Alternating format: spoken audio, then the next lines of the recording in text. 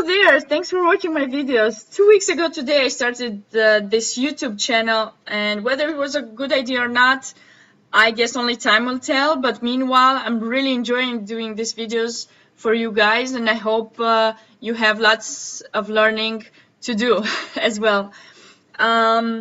So a little anniversary right there. The World Cup is approaching top 16. I'm really excited to see the matchups, but that won't be until after tomorrow, because tomorrow is the round 3 tiebreakers. Let's see who are the players who don't need to worry about tomorrow. They have a free day to start preparing. Those are Dingliren, Vei, Anish Giri, Radoslaw Wojtaszek, Pavel Elyanov, who surprisingly edged out Grishchuk 2-0. So wow, that's a great win for him. Then Yakovenko, who took out Ivanchuk, another surprise there in my opinion. Caruana, Mamedyarov, and Karyakin. So these players do not need to worry about tomorrow's tiebreakers. Those who do not have a rest and have to fight their way through the next round are Topalov. He's going to face Shengle Liu. Svidler will play against Rajabov. So against Le Quang Liem. Tomaszewski, Vachier-Lagrave. Kramnik will play against Andreikin, and Adams will play against Dominguez. So I can't wait for tomorrow. But meanwhile, let me show you the game I have prepared for you today. And that game is between Grandmaster Wojtaszek and Granda Zuniga, a younger rising star and a top grandmaster who's been there for a really long time. He's approaching 50 and he's still doing great. For those people who think when you get older you cannot play chess anymore, well, take him as an example. He's doing great. Unfortunately, he well, I won't tell you the result yet, but since Wojtaszek is in the next round, you might already have figured it out. He did have a really great tournament, so I'm quite happy. I wanted from the beginning to choose a game from him. I guess I missed my chance, but maybe once the World Cup will be over, I'll check out some of his games and analyze them for you guys here. Let's start the game. So Wojtaszek started d4, knight f6, c4, e6, possibly a Nimzovich. No, knight f3. So from a Nimzo-Indian, we went to a Queen's Gambit. And Wojtaszek played knight c3, bishop e7, bishop f4, castle e3.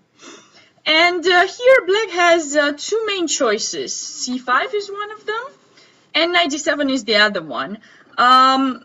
Granda Zuniga went for knight b d7. I think c5 would have been maybe a better choice as the most popular line. And here white normally takes in c5, bishop takes queen c2. But okay, he played knight b d7, bishop e2, d takes c4. And here normally maybe white takes back, captures the pawn. But in this game, Wojtaszek doesn't need to really hurry to capture it, because black can't really...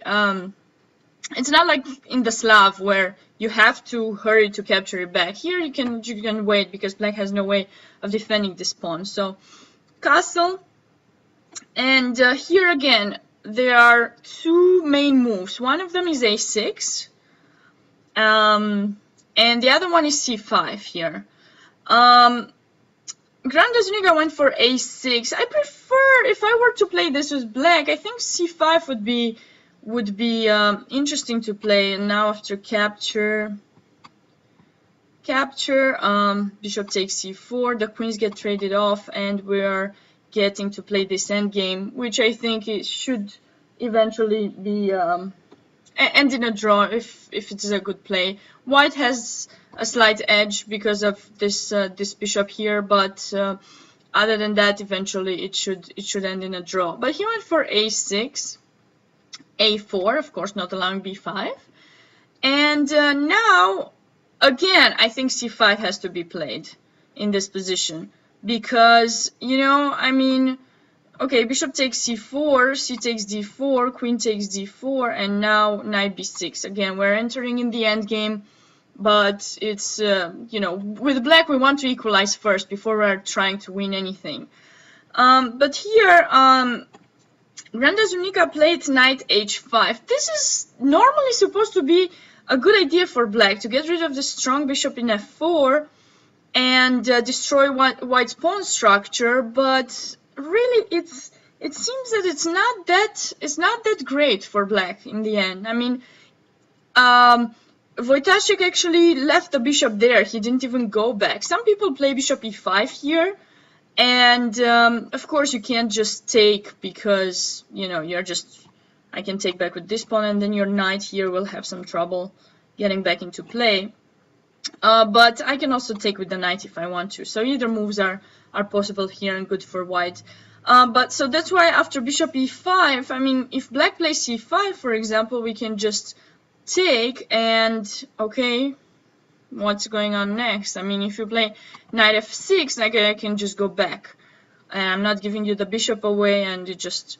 But okay, maybe Wojtaszek just wanted to play for a win, so he said, okay, I'm not going to, because now maybe knight takes c5, and we can still get that endgame position. But he took in c4, and now knight takes f4. So let's see this position. This is, I mean, if you would try to evaluate it, you would think that black is better, because white has this d4 weakness here, and this double pawns, but and he doesn't have the bishop there. But in fact, this bishop here in c4 is really strong on the diagonal. I will have either d5 breaks through or f5 breaks through.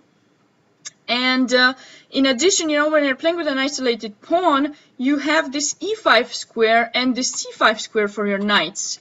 So those are definitely, you know, good ideas for white, and black for the moment still has to play with this terrible bishop in c8. Here, it's hard for black to develop their pieces. If they play knight b6, there's bishop b3, and now knight d5. This would be a typical way of blocking the isolated pawn. But now I play g3.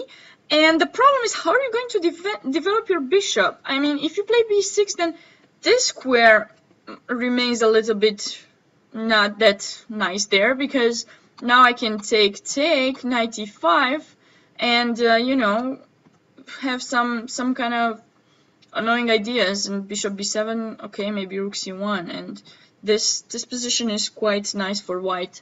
So it's not very clear what's the best plan. Granda Zuniga went for c6. But what I dislike about the position, of course, you know, is white still has a little edge. It's white, he's starting out, but this bishop in c8 is the problem of this pawn structures. When you don't get the bishop out, you're really having lots of trouble with the bishop in c8. So here queen e2, okay, good developing move. Queen a5, and now you know, there might be some kind of, no, there isn't b5 threats, maybe knight b6 stuff. So Wojtaszek went bishop b3, and this is anyways a move that is necessary, because the bishop needs to be far away to keep, you know, the control over that diagonal, but in the same time should come through c2 and queen d3, and they are going to start out some attack on h7. So that is definitely a good prophylactic move. Rook d8, rook d1, g6. Okay, this is another typical move that black normally does, and now he's gonna try to bring their bishop there and have their king safe, because the knight is not in f6 for the moment, so, you know, we don't know where we're gonna put it. Knight e4, knight f6. I'm happy to trade pieces as black. I don't have that much space. The more I trade, the better it is. Eventually I have to get this bishop out. Knight g5. Now I've got this knight e5 idea. Knight d5, threatening this little pawn here, so we have to play g3, bishop d7, and now I would probably have played knight e5, since, you know, I bring my knight so nicely, put some pressure in f7. You have to play bishop e8 and then play h4, you know, to start the attack. And my pawn structure, although might seem weak, it's really well, the pawns are really well protected, and you don't have much attack on d4, so I'm alright about that. And all my pawns are controlling the black square, so you can't even see that I don't have the bishop there. But Wojtaszek went for h4 directly without putting the knight in e5. That's, you know, this was a good choice. And here, he actually attracted black to play h5, which is not that great of a move because you're weakening g6 and you're gonna see what happened next. But in my opinion, f6 had to be played here because white cannot capture here this pawn because of rook e8, and now because of the pin, you can't move the knight anywhere really, and the knight is kind of trapped there. And if you take, I'm just going to take back with the pawn. I'm not going to take with the queen to allow knight c7. And this position seems to be okay for black. Yeah, I mean, he gives away a pawn, but, you know, your knight is kind of stuck there. So, of course, f6, now knight can go back to e4. But that's fine for me, because I play bishop e8 and bring the bishop towards f7, you know, defending my king. So I think this... It looks maybe ugly, but we need to find some defensive ideas for black for the moment, because white knights are really annoying here and attacking the king. So h5 was kind of a weakening idea. And why did I say g6? Why did I highlight this pawn? Well, we're going to see in a second. Knight e5, threatening, okay, bishop e8. Now queen f3, I'm defending f4. And what do you think I'm preparing here? I'm preparing to play g4. This is a very good attacking idea. Bishop f8, and now he played g4. This is my typical type of move. I'm not sure if you're not an attacking player, you might not consider playing this move. Actually, in this position, there are some positional plans as well. So because black's bishops went on the other side of the board, we can play knight e4, and next move is going to be rook c1 and play towards on the c5 square, basically. And then this bishop is going to go away and try to kick the queen and do the minority attack, something like that. But since the king is so weakened, this move looks really, really nice for white. g4. H takes g4. Knight takes g4. Bishop g7, just natural, you know, defending the king. And now another good move. So I was showing you g6, right? So h5. Why is this so good? Well, now when you take, you went away with the pawn from the control of f5, so I'm going to be able to push f5. Knight e5, knight f6, f5. This is a typical move.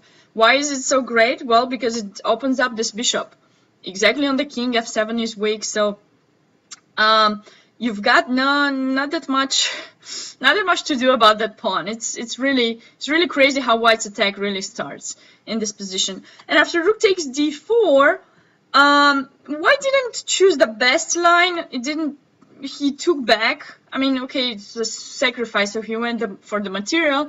But f takes e6 seems to win just much faster, because after queen e5 it just takes with check, and knight takes, and you're on the pin, and this queen is hanging, and everything is hanging. You're taking, I don't know. I mean, it's not clear. For example, this queen f4 or trading here, I mean, you just take back, and they're always having that really good position here. White is about to win. So, okay, he took in d4. It's not, okay, gave some counterplay for black. Queen takes e5, rook d1, but it's not, you know, bad that white is not winning anymore. Of course not. White is just bringing their pieces to the attack, and he just has an exchange up, and in case, you know, he won't finish up this attack with mate, at least he'll win the endgame. Knight d5, bishop c2. Now we're coming on the other diagonal. E takes f5. Actually, the computer suggests queen f6, but after queen h5 takes bishop b3, white still has some edge here, and black's king is still dangerously placed, so maybe interesting. E takes f5, queen takes h5. Okay, now let's see how this game ended. Queen h7 check.